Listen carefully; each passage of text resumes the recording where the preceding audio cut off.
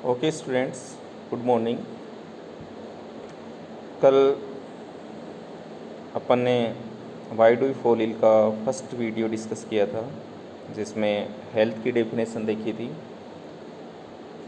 Generally types of disease की बात की थी, difference type between acute and chronic, infectious and non infectious, and what are the different agents related to the biotic agents. कौन कौन से ऐसे कारण हैं या कौन कौन सी ऐसी कंडीशन है जो एक अपनी हेल्थ को अच्छे से मेंटेन कर सकती है। बेसिक इंट्रोडक्शन के साथ साथ अपने चैप्टर की शुरुआत की थी। आशा है आप लोगों ने अच्छे से पढ़ा होगा, डिक्टेट किया होगा, डिस्कशन किया होगा। फिर भी कोई डाउट हो तो अपन और आगे डिस्कस करेंगे। उसी why do we fall ill chapter की आगे की वीडियो की सीरीज़ में ये उसका सेकंड वीडियो है, जिसमें अपन कल जहाँ अपन ने डिस्कस किया था उसके आगे के पोर्शन से अपन आगे चल रहे हैं। कल जैसे अपन ने इन्फेक्शस एजेंट की बात की थी, जिसमें वायरस था, बैक्टीरिया था, फंजाई था, प्रोटोजोन्स थे, वर्म्स थे। उनके बाद में नेक्स्ट अपन टॉपिक डिस्कस कर रहे हैं, वो है means of spread of infectious disease. First of all ये है क्या पॉइंट, इसके बारे में डिस्कस करते हैं। सबसे पहली बात ये है कि कौन कौन सा ऐसा तरीका है या क्या क्या ऐसी रीज़न है जिसके कारण इन्फेक्शस डिजीज़ फैलती है, या कौन कौन से ऐसे मीडियम हैं या कौन कौन सी ऐसे संभावनाएं हैं जिसके कारण इन्फेक्शस डिजीज़ है वो एक पर्सन से दूसरे पर्सन में स्प्रेड हो रही है या फैल रही है। उनके लिए अपन बात करेंगे। इसका बेस्ट एग्जांपल आज के टाइम में कोरोना के बारे में देख सकते हैं कि कौन कौन से ऐसी संभावनाएं हैं जिससे वो स्प्रेड हो रही है। तो इसी पॉइंट में infectious diseases spread from an infected person to a healthy person through air, water, food, vector, physical contact और सेक्सुअल कांटेक्ट। यानी ये चीज़ें हैं जो एक इन्फेक्शस डिजीज़ को दूसरे इन्फेक्शस पर्सन में फैलने में हेल्प करती है। एयर अपना ब्रीदिंग के थ्रू, स्नीजिंग के थ्रू, कोई भी ड्रॉपलेट्स के रूप में, कफिंग के थ्रू, वाटर, कॉन्टामिनेटेड वाटर अपन यूज़ कर रहे हैं उसके थ्रू हो सकता है। फूड, कोई गंदा खाना हो, कॉन्टामिनेटेड फूड हो, इन्फेक्शस फूड हो, उसके थ्रू। वेक्टर मतलब फैलाने वाले, जैसे वेक्टर कोई भी हो सकता है, इंसेक्ट भी हो सकता है, suppose A mosquito, that is vector for the malaria. Physical contact, किसी के हाथ टच करने से, किसी के कांटेक्ट में आने से, या उसका कोई भी यूटेंसिल यूज़ करने से, सपोज अपन टॉल यूज़ कर रहे हैं, कॉम्ब यूज़ कर रहे हैं, पेंसिल यूज़ कर रहे हैं, कंप्यूटर यूज़ कर रहे हैं, माउस पे उस पर्सन आया, स्नीजिंग करके गया, टच किया, तो उसके बाद में अपन उसी कंप्यूटर या माउस को हाथ लगा के यूज़ कर रहे हैं। तो these are the physical contact. And sexual contact, very common disease that is the AIDS, also spread with the help of sexual contact. तो उनमें फर्स्ट अपन लेते हैं थ्रू एयर। एयर के थ्रू कौन कौन सी बीमारियां फैलती हैं, जिसमें कॉमन कोल्ड, अपन वायरल फीवर या वायरल डिजीज से रिलेटेड भी बात कर सकते हैं। ट्यूबरकुलोसिस, टीबी, न्यूमोनिया जो लंग्स से रिलेटेड प्रॉब्लम है, ये डायरेक्ट इनडायरेक्ट एयर के थ्रू फैलती है। थ्रू वाटर, यदि अपन गंदा पानी या पोल्यूटेड वाटर या कॉन्टामिनेटेड वाटर यदि यूज़ कर रहे हैं, इनटेक कर रहे हैं, अपन पी रहे हैं या खाने पीने में यूज़ कर रहे हैं, तो उससे cholera and amoebic dysentery, cholera vibrio cholerae से होता है और अमीबोइक डिसेंट्री है वो एंटामीबा हिस्टोलाइटिका से होता है, जो जनरली फ्रेश वाटर में प्रेजेंट होते हैं। उसी फ्रेश वाटर को अपन ड्रिंक करने से अपनी बॉडी में वो डाइजेस्ट सिस्टम को जाके इफेक्ट करते हैं। तो ये बीमारी है जो वाटर से फैलती है। थ्रू वेक्टर, वेक्टर पहले ही मेंशन किया है, कुछ इंसेक्ट हो सकते हैं, for example mosquito, malaria, female Anopheles mosquito, Aedes aegypti that is the dinghy fever, yellow fever, flies, it means house flies, जो मक्खियाँ होती हैं, वो मक्खियाँ कहाँ कहाँ जाके बैठती है, गंदगी में, सपोज गोबर पे जाके बैठेगी, और भी कई कॉन्टामिनेटेड पार्ट्स पे जाके बैठेगी, वहीं से उड़ के अपने किचन में जाके या खाना खा रहे होते हैं उस फूड पे जाके बैठेगी। या अदर कई बार देखते हैं कोई फ्रूट्स बेचने वाला होता है, मिठाई की दुकान होती है, सब्ज़ी की दुकान होती है, वहीं पे से मक्खियाँ बैठती रहती है, और उन्हीं आइटम्स को अपन मार्केट से परचेज़ करके खाते हैं। तो जो भी आइटम लेके आएँ अपन एक हाइजीनिक एनवायरनमेंट रखें, उनको अच्छे से धोएं, साफ़ सुथरा करें, अपने हैंड वॉश करें और अपने आसपास सफाई रखें। क्योंकि पता है कोरोना के कारण लोग बहुत ही ज़्यादा अवेयर हो गए हैं, खुद की भी साफ़ सफाई कर रहे हैं, आसपास सराउंडिंग एटमॉस्फेयर को भी अपन और क्लीन रखेंगे तो इन सब बीमारियों से अपन बच पाएंगे। तो इसमें कौन कौन सी आएंगी मॉस्किटो में? मलेरिया बताया, dengue fever, yellow fever, flies से जैसे टाइफॉइड, ट्यूबरक्लोसिस, डायरिया, डिसेंट्री, ये सब इससे होने वाली बीमारियां हैं जो वेक्टर के थ्रू स्प्रेड हो सकती है। डायरिया में जनरली लूज मोशन होगा, बट डिसेंट्री में लूज मोशन के साथ साथ ब्लीडिंग भी होगी, जो जनरली एंटामीबा हिस्टोलाइटिका से प्रेजेंट होती है। तो बेसिक डिफरेंस है डिसेंट्री एंड डायरिया में। फोर्थ है थ्रू सेक्सुअल कॉन्टैक्ट। बहुत सी ऐसी बीमारी है जो सेक्सुअल कॉन्टैक्ट में आने से होता है। कोई भी पर्सन यदि इफेक्टेड है, उसके साथ में कोई भी अनदर पर्सन यदि उसके साथ में कॉन्टैक्ट में आता है तो ये बीमारियां फैलने के चांसेस होते हैं। वेरी कॉमन एग्जांपल है जैसे AIDS, syphilis. AIDS virus can also spread through blood transfusion and from the mother to her child during pregnancy and through breast feeding. मतलब एड्स ज़रूरी नहीं कि ऑलवेज सेक्सुअल कॉन्टैक्ट से ही होगा। यदि कॉन्टामिनेटेड ब्लड है या मदर की जो प्रेग्नेंट फीमेल है उसके अंदर जो बच्चा डेवलप्ड हो रहा है उसमें भी इसके स्प्रेड होने के चांसेस होते हैं। या कॉन्टामिनेटेड अपन सिरेंज यूज़ कर सकते हैं ब्लड ट्रांसफ्यूज़न में विदाउट प्रॉपर चेकअप, उसका यदि डोनेट हो गया तो उसके कारण भी हो सकता है। तो ये सब कुछ प्रिकॉशंस हैं जिनसे अपन सावधानी रखें। तो इनसे होने वाली जो बीमारियां हैं या डिजीज़ हैं जो डायरेक्टली इनडायरेक्टली एयर से, वाटर से, वेक्टर से या सेक्सुअल कॉन्टैक्ट से फैलती है, उनसे अपन इसको स्प्रेड होने से रोक सकते हैं। तो ये थी मीन्स ऑफ स्प्रेड और इन्फेक्शस डिजीज से रिलेटेड बात, जिसमें कौन कौन से ऐसे रीज़न हैं या कौन कौन से ऐसे वेक्टर हैं जिससे इन्फेक्शस डिजीज स्प्रेड होती हैं। इसके बाद में अपन नेक्स्ट पॉइंट डिस्कस करते हैं जिसकी बात करेंगे organ specific and tissue specific manifestation. इस पॉइंट में अपन डिस्कस करेंगे कि each and every disease are related to a particular organ either organ system. इसका मतलब ये हुआ कि कोई भी बीमारी होगी वो उस रिलेटेड ऑर्गन को इफ़ेक्ट करेगी। जैसे अपन कॉमन एग्जांपल देख सकते हैं, सपोज लूज मोशन है, डायरिया है, वो डाइजेस्टिव सिस्टम से रिलेटेड है। निमोनिया है, लंग से रिलेटेड प्रॉब्लम है। हेपेटाइटिस है, लीवर से रिलेटेड प्रॉब्लम है। एड्स है, एक्वायर्ड इम्यूनोडेफिशिएंसी सिंड्रोम, जो अपने इम्यून सिस्टम से रिलेटेड है। तो कोई ना कोई जो डिजीज़ होगी वो पर्टिकुलर एक ऑर्गन स्पेसिफिक होती है, यानी उस ऑर्गन या उस ऑर्गन सिस्टम को डायरेक्टली इफेक्ट या इनडायरेक्टली इफेक्ट करती है, न कि पूरी बॉडी को इफेक्ट करेगी। तो इसमें यही पॉइंट डिस्कस करेंगे। Disease causing microbes enter the body by different means and goes to different organ and tissues. यानी अपन देख चुके हैं कि कोई भी डिजीज़ होगी वो किसी भी पैथोजेंस या माइक्रोब्स के थ्रू होगी, और वो माइक्रोब्स हैं अपनी बॉडी में एंटर करेगा, ब्लड के थ्रू मान सकते हैं, कोई भी रूट के थ्रू मान सकते हैं, और वो जाके रिलेटेड ऑर्गन या टिश्यू को जाके इफेक्ट करेगा। Microbes which enter through the nose are likely to go to the lungs. सीधी सी बात है, क्योंकि nose is a organ and that is related to the respiratory system. तो यदि नोज से कोई माइक्रोब्स आ रहा है तो ऑब्वियसली नोज से होता होता ट्रेकिया में जाएगा और ट्रेकिया में जाके लंग्स को इफेक्ट करेगा। Microbes which enter through the mouth are likely to stay in the gut. Gut means intestine, our alimentary canal, that is the part of our digestive system.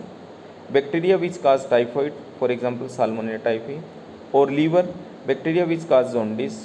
कुछ bacteria मतलब अपन mouth के through कोई भी या orally कोई भी चीज़ ले रहे हैं, चाहे कॉन्टामिनेटेड वाटर ले रहे हैं, कॉन्टामिनेटेड फूड ले रहे हैं, या कोई भी अपना माउथ के थ्रू डायरेक्टली इनडायरेक्टली अपनी बॉडी में एंटर कर रहा है, वो कोई भी टाइप का पैथोजेंस हो सकता है, बैक्टीरिया हो सकता है, वायरस हो सकता है, या और कोई अनदर पार्टिकल्स हो सकते हैं जो अपनी डाइजेस्टिव सिस्टम में जाएंगे।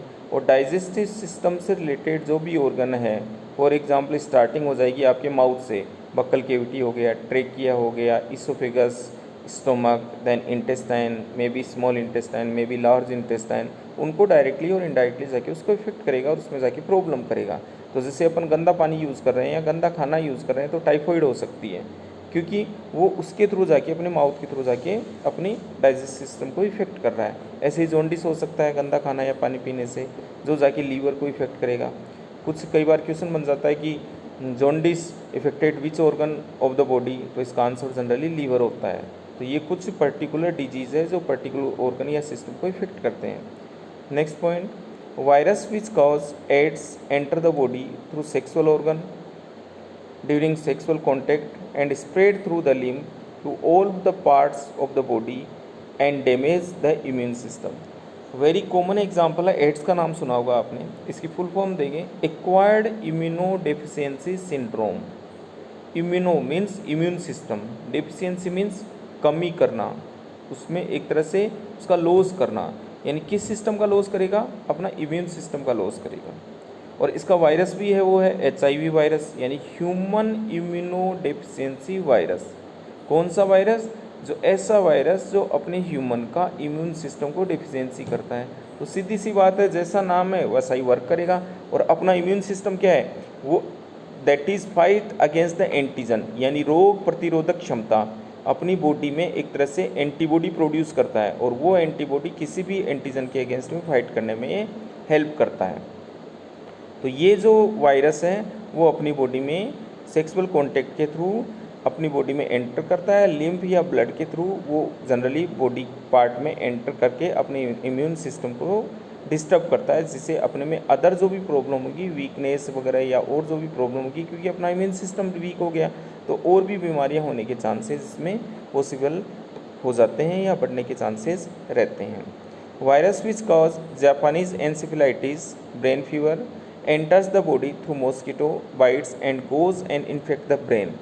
कुछ वायरस ऐसे होते हैं, जैसे एड्स का एग्जांपल देखा, with the help of sexual contact. कुछ वायरस ऐसे होते हैं जो किसी वेक्टर के रूप में काम आएगा, उसका जो वेक्टर मॉस्किटो हो सकता है, जो ब्रेन फीवर या दिमागी फीवर बोलते हैं, इसका पूरा नाम जापानीज एनसेफेलाइटिस है, वो मॉस्किटो के थ्रू एंटर करेगा और अपने ब्रेन को जाके इन्फेक्ट कर देगा।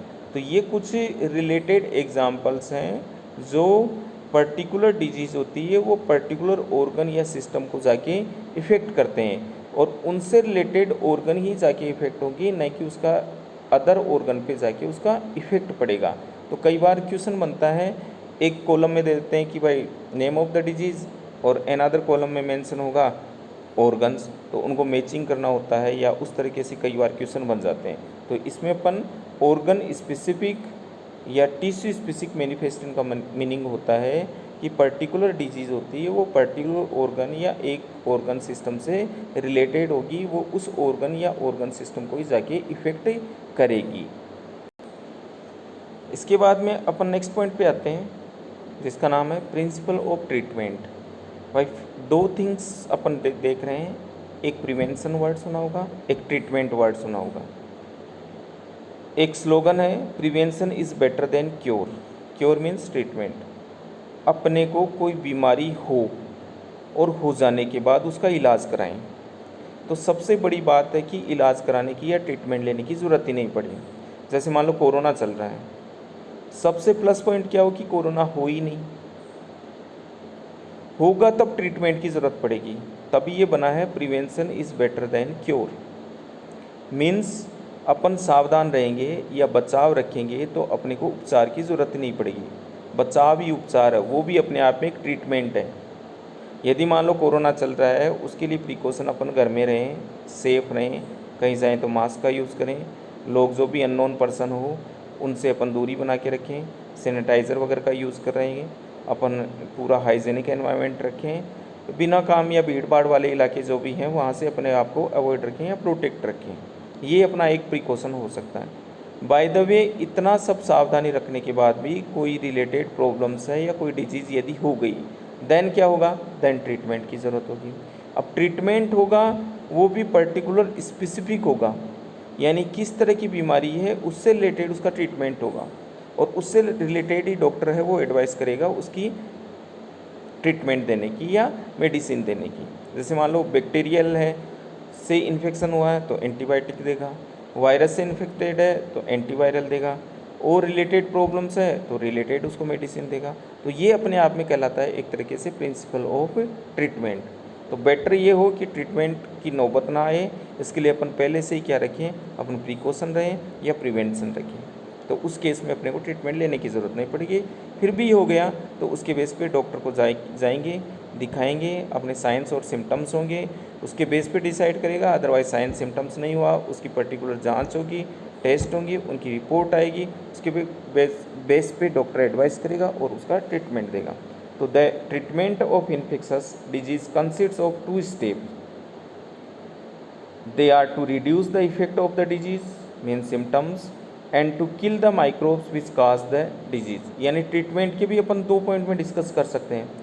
एक तो क्या हो, कोई भी सिम्टम्स हो उनको कम करें, और दूसरा जो बीमारी हो रही है उसका कारण को ख़त्म करें। तो ज़्यादा बेटर होगा कि to kill the microbes. Suppose अपने को पता है कि टाइफाइड है, एक बैक्टीरिया होता है साल्मोनेला टाइफी।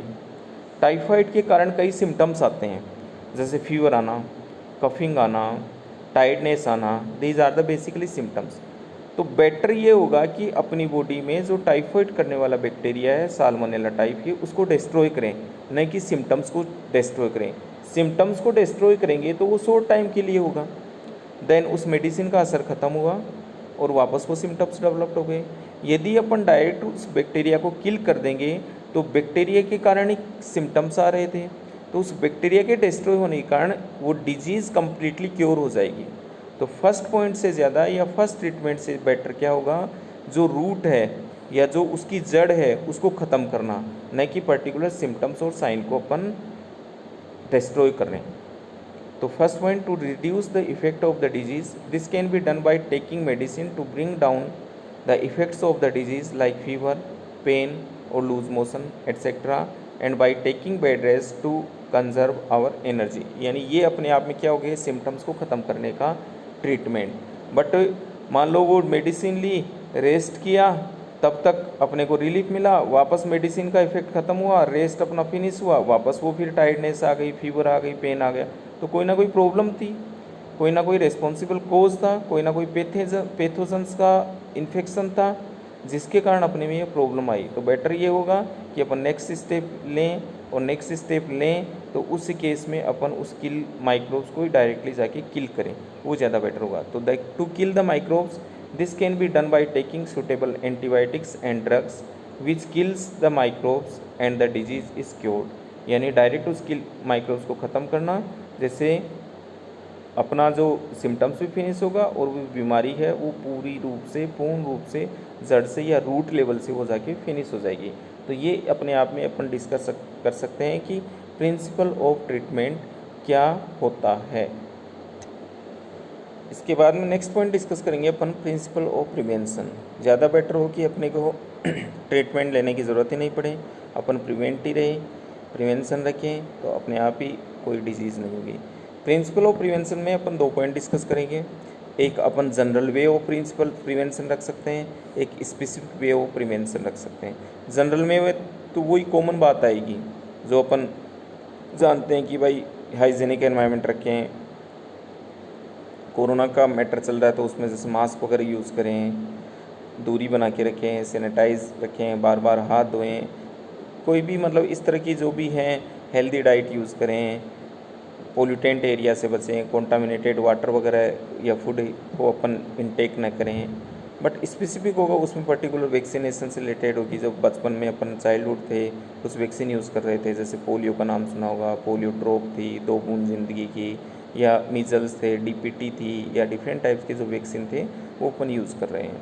तो इसमें अपन देखते हैं there are 2 way of prevention of infectious disease, they are general way of specific veg.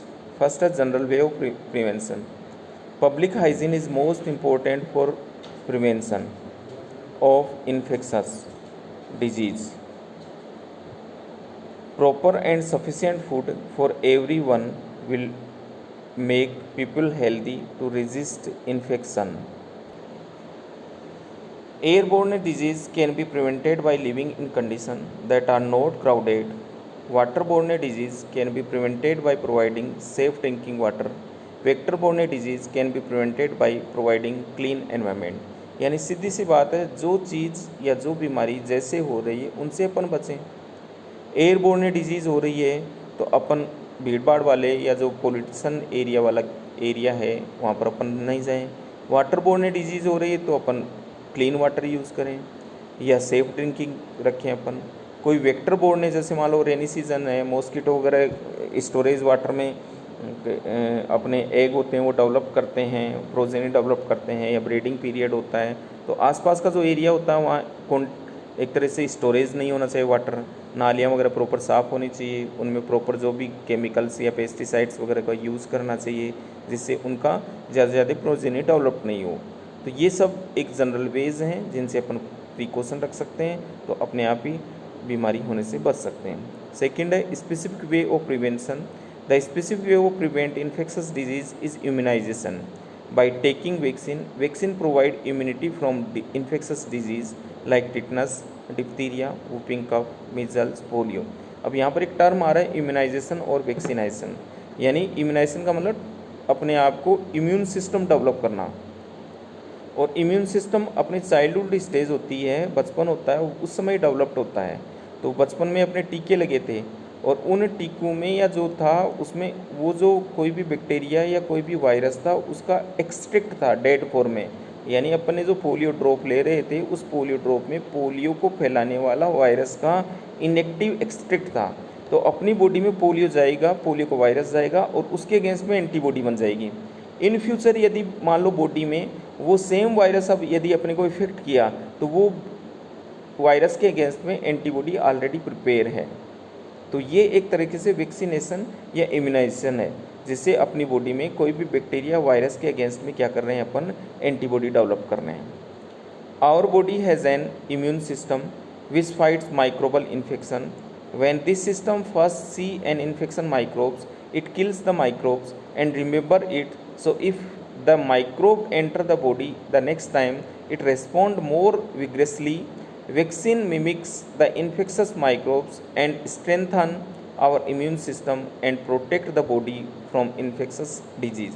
यानी सीधी सी बात है, कोई चीज़ अपनी बॉडी में बन जाएगी उसके अगेंस्ट में, और इन फ्यूचर वही सेम वायरस या पैथोजेंस अपनी बॉडी में आके अटैक करेगा, तो उसके अगेंस्ट में ऑलरेडी वो चीज़ या वो एंटीबॉडी तैयार है।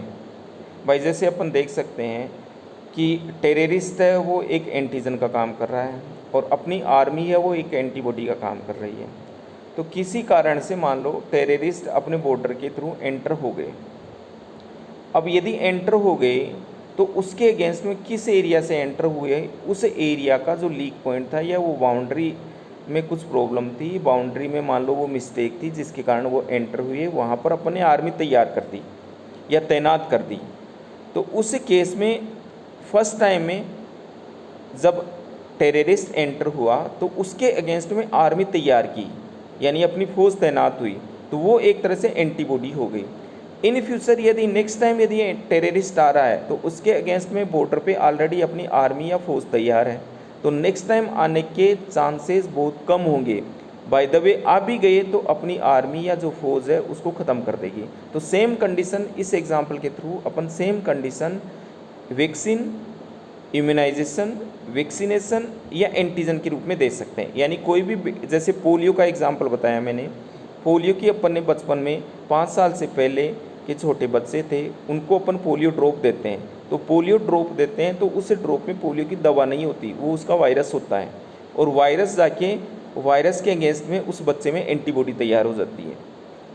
अब जब बच्चा बड़ा होगा, इन फ्यूचर किसी भी कारण से यदि वो वायरस फिर उस एडल्ट स्टेज में या उस बच्चे में अटैक करता है, तो उससे वायरस के अगेंस्ट में वो एंटीबॉडी जब उसने पोलियो की दवा पी थी उस समय बन गई थी, तो वो जो एंटीबॉडी है उस पैथोजेंस या उस वायरस को आइडेंटिफाई करेगी, रिमेंबर करेगी, और उसके अगेंस्ट में बनी हुई एंटीबॉडी है वो जाके उसको डिस्ट्रॉय करेगी।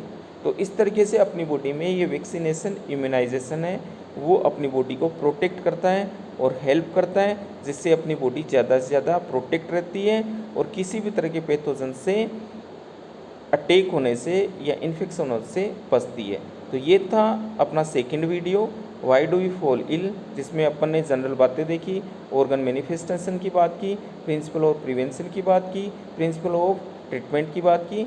आगे का और टॉपिक इसमें बचा है वो अपन आगे की वीडियो में देखेंगे।